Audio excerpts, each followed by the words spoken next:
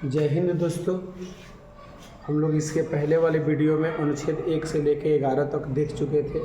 जो लोग भी अगर नहीं देखे होंगे पिछले वाले वीडियो देख लेंगे तो अनुच्छेद 1 से 111 तक हम लोग पढ़ चुके थे।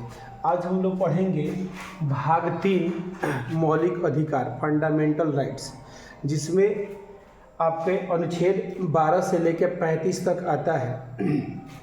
तो 12 से 35 तक, तो 12 में अनुच्छेद 12 में राज्य की परिभाषा दिया है।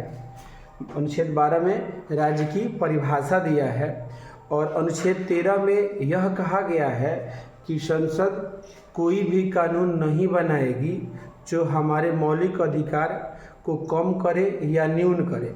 यदि ऐसी कोई कानून बनाती है तो उसे शून्य घोषित कर दिया जाएगा, अनुच्छेद 13 में कहा गया है।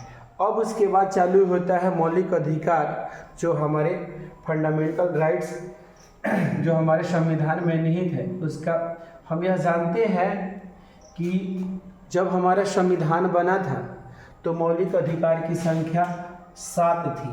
मौलिक अधिकार की संख्या बाबू 7 थी, लेकिन संपत्ति के अधिकार को 44वें संविधान संशोधन के तहत हटाकर कानूनी अधिकार बना दिया गया और अनुच्छेद उसे 300 क में रख दिया गया, जिस कारण से हमारा मौलिक अधिकार की संख्या 1 कम हो जाती है और उसकी संख्या 6 हो जाती है।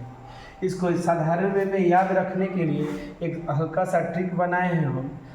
श्रम स्व शोषण धर्म संशी उपचार, यह है हमारा मौलिक अधिकार। श्रम स्व शोषण धर्म संशी उपचार, यह है हमारा मौलिक अधिकार। श्रम का मतलब क्षमता का अधिकार, जो हमारे संविधान में अनुच्छेद 14 से अनुच्छेद 18 तक आते हैं। दूसरा है स्व का मतलब होता है स्वतंत्रता के अधिकार, जो हमारे अनुच्छेद 19 से 22 के बीच आते हैं। तीसरा है शोषण यानी कि शोषण के विरुद्ध अधिकार, जो हमारे अनुच्छेद 23 से अनुच्छेद 24 तक आते हैं। चौथा है धर्म यानी कि धार्मिक स्वतंत्रता का अधिकार, जो अनुच्छेद 25 से अनुच्छेद 28 तक आते हैं। छठा है संशी, पांचवा है बाबू संशी।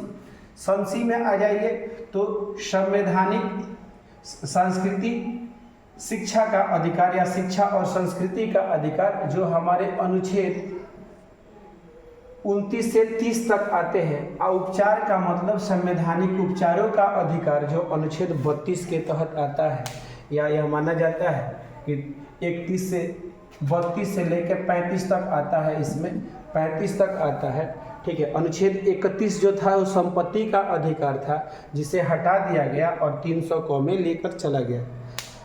अब आते हैं एक एक करके देख लिया जाए। अनुच्छेद 13 तक तो हम पढ़ चुके हैं। 12 में राज्य की परिभाषा, 13 में उसको कहा था प्रोटेक्शन। पूछ देता है पेपर में कभी कभी कि मौलिक अधिकार को कौन सा अनुच्छेद प्रोटेक्शन प्रदान करता है, तो अनुच्छेद 13। उसमें कहा गया है कि संसद कोई भी ऐसी कानून नहीं बनाएगी जो हमारे मौलिक अधिकार को हनन या न्यून कर सके। अगर कुछ बनाती है तो उसे शून्य घोषित कर दिया जाएगा। अनुच्छेद 14 कहता है कि विधि के समक्ष समानता का अधिकार, अर्थात कि कानून के प्रति समान अधिकार सबका रहेगा। क्या अमीर क्या गरीब नहीं, सबके लिए कानून समान है, ठीक है। हमारा अनुच्छेद 14 में कहा गया है। 15 में है धर्म जाति लिंग वंश स्थान के आधार पर, अर्थात कि धमू जाली यानी कि किसी भी व्यक्ति से उसके वंश जाति लिंग आदि के आधार पर हम उसके साथ भेदभाव नहीं कर सकते हैं कि फला आप इस जाति के हैं आप उधर जाइए इस जाइए, ठीक है। ऐसा कुछ हम नहीं कर सकते हैं।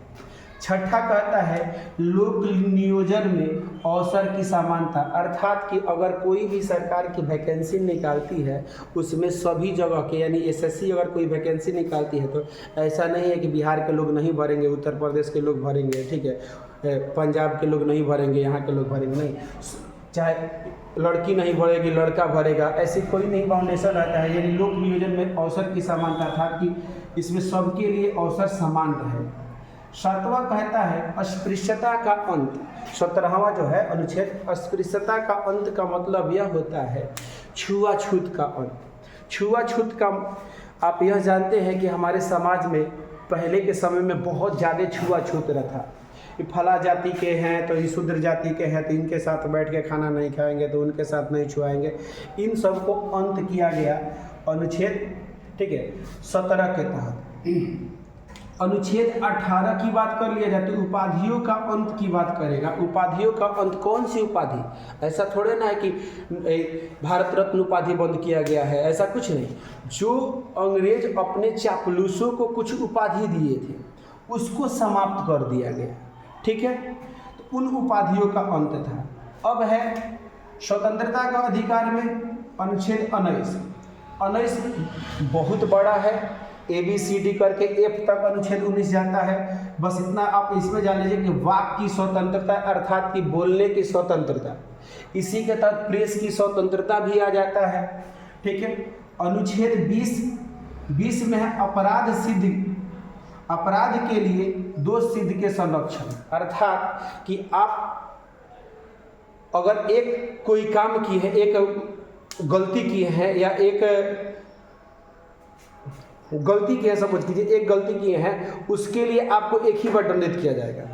जैसे अगर हमने एक बार चोरी किया है तो अब यही नहीं है कि हमको बार बार उसी चोरी के लिए सजा दी जाएगी कि फला चोर है इधर जाए, वो चोर है उधर जाए, ठीक है, ऐसा नहीं। एक बार अगर चोरी किया है कोई व्यक्ति या एक मर्डर किया है तो उसको एक ही बार सजा मिलेगा। वही यहाँ पे कहा गया अनुच्छेद 20 के तहत। अनुच्छेद 21 कहता है प्राण एवं दैहिक स्वतंत्रता, ठीक है।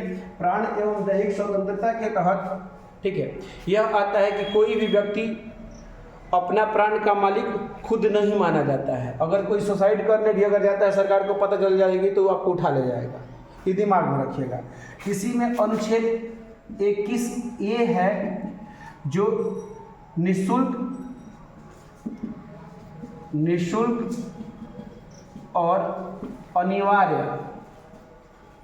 अनिवार्य शिक्षा, निःशुल्क और अनिवार्य शिक्षा का जिक्र करेगा। अर्थात कि देश में 6 से 14 वर्ष की आयु के सभी बच्चे को सरकार निःशुल्क एवं अनिवार्य शिक्षा उपलब्ध कराएगी। आप देख लीजिए सरकारी स्कूलों में आपको पोशाक फ्री में दिया जाता है, खाना दिया जाता है, किताब दिया जाता है, फ्री में पढ़ाया जाता है, ठीक है। या इसी अनुच्छेद के तहत आया।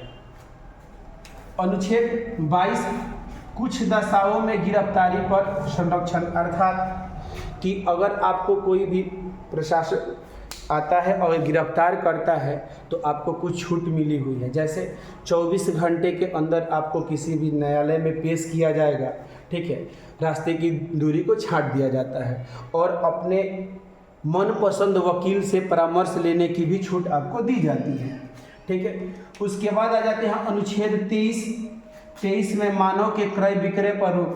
पहले के ज़माने में बेगारी ज़्यादा था, मानव के क्रय विक्रय ज़्यादा होती थी, खास करके महिलाओं का क्रय विक्रय बहुत ज़्यादा होती थी, उस पर रोक लगाया गया। 24 है कारखानों आदि में बालकों की नियोजन पर प्रतिबंध, अर्थात कि ऐसे कोई जोखिम भरा कार्य में हम बालक को यानी कि 6 से 14 वर्ष के आयु के बच्चे को नहीं लगाएंगे, ठीक है। अगर कोई लगाता है तो वह दोषी होगा और उनको सजा मिलेगी। अनुच्छेद 25 कहता है कि सभी व्यक्तियों को धर्म की अभिव्यक्ति की स्वतंत्रता है, अर्थात कि धर्म की स्वतंत्रता मतलब अभिव्यक्ति। अगर भारत में जो कोई भी है स्वेच्छा से जो धर्म चाहता है अपनाना चाहता है वो अपना सकता है, उसके लिए कोई बाउंडेशन नहीं है। अगर कोई मुस्लिम है हिंदू धर्म अपनाना चाहता है तो स्वेच्छा से हिंदू धर्म अपना सकता है, कोई हिंदू है मुस्लिम धर्म में जाना चाहता है स्वेच्छा से जा सकता है, सिख ईसाई कोई भी धर्म परिवर्तन कर सकता है और अपना कार्य कर सकता है। अनुच्छेद 25 हमको अधिकार दिया है। 26 कहता है सामूहिक धार्मिक स्वतंत्रता, ठीक है, अर्थात कि धार्मिक कार्यों के लिए जो भी हम कार्य करते हैं उसके लिए हम संस्था बना सकते हैं, सरकार हमको इसके लिए रोक नहीं सकती है। जैसे हम मंदिर बनाते हैं, हम अपने गांव में मंदिर का निर्माण हो रहा है, उसमें सभी लोग चंदा दे के ये कराता है। उसी में देखिए कर दिया 27 में, भाई वो चंदा का जो पैसा रहेगा वो टैक्स फ्री रहेगा, उस पर सरकार आपसे कोई टैक्स नहीं लेगी। जैसे हम लोग का राम मंदिर बन रहा है, उसमें कई करोड़ पैसा हमारा इकट्ठा हुआ था चंदा का, ठीक है, और उसमें एक भी पैसा सरकार टैक्स नहीं ली, क्योंकि हमारा अनुच्छेद 27 कहता है कि वह कोई टैक्स उस पर नहीं लागू होता है। अनुच्छेद 28 में यह कहता है सरकारी धन पर चल रहे संस्था में धार्मिक शिक्षा नहीं दी जाएगी, अर्थात कि जो भी संस्था सरकारी पैसे पे चल रहा है उसमें किसी भी प्रकार के धार्मिक शिक्षा नहीं दी जाती है, ठीक है। 29 है अल्पसंख्यक के हितों का संरक्षण, यानी कि हमारे समाज में जो लोग भी अल्पसंख्यक वर्ग के हैं उनका हित सरकार करेगी और उनको बढ़ावा देने के लिए कुछ प्रोत्साहन भी करेगी और आरक्षण भी देगी। आरक्षण की सबसे पहले बाबू बात तो इसी में हो गई कि अनुच्छेद 16 में ही बात हुई थी आरक्षण के, ठीक है, जिसमें ABCD उसमें हम छोड़ दिए हैं क्योंकि वीडियो लंबा हो जाएगा, ठीक है। अनुच्छेद 30 का हो गया। अनुच्छेद 31 कहता है संपत्ति का अधिकार, जो हम अभी आपके इस पे चर्चा कर चुके थे। 44वें संविधान संशोधन 1978 के तहत इसे कानूनी अधिकार बना दिया गया और अनुच्छेद 300 क में रख दिया गया। अनुच्छेद 32 है संवैधानिक उपचारों का अधिकार। संवैधानिक उपचारों के अधिकार में कुछ नहीं है, 5 गो रीट पढ़ना है। 5 गो रीट में अर्थात कि अगर आपसे इन टोटल मौलिक अधिकारों में किसी प्रकार का हनन किया जाता है या किसी प्रकार से भेदभाव किया जाता है तो इन 5 रीटों के चलते से उस व्यक्ति को आगाह किया जा सकता है कि आप अपना कर्तव्य का पालन नहीं कर रहे हैं। तो 5 रीट है, ठीक है। बंदी प्रत्यक्षीकरण, जिसके लिए हम अलग से वीडियो एक बनाएंगे इस पर। बंदी प्रत्यक्षीकरण, परमादेश, उत्प्रेषण, प्रतिषेध, अधिकार परीक्षा, इसको बाबा साहब अम्बेडकर ने संविधान का आत्मा कहा है। ध्यान दीजिएगा, बाबा साहब अम्बेडकर ने इन्हें संविधान का आत्मा कहा है। जबकि अगर ऐसे आपसे पूछ दे कि संविधान की आत्मा किसे कहा जाता है तो प्रस्तावना को कहा जाता है। अगर बाबा साहब अम्बेडकर के यानी भीमराव अम्बेडकर जी के अनुसार अगर कोई कह देता है, ठीक है, तो हम कहेंगे कि अनुच्छेद 32 जो है संविधान की आत्मा है। लेकिन अगर ऐसे पूछ दे कि संविधान की आत्मा किसे कहते हैं तो प्रस्तावना को कहा जाता है। आज का वीडियो यही तक। Thank you. जय हिंद।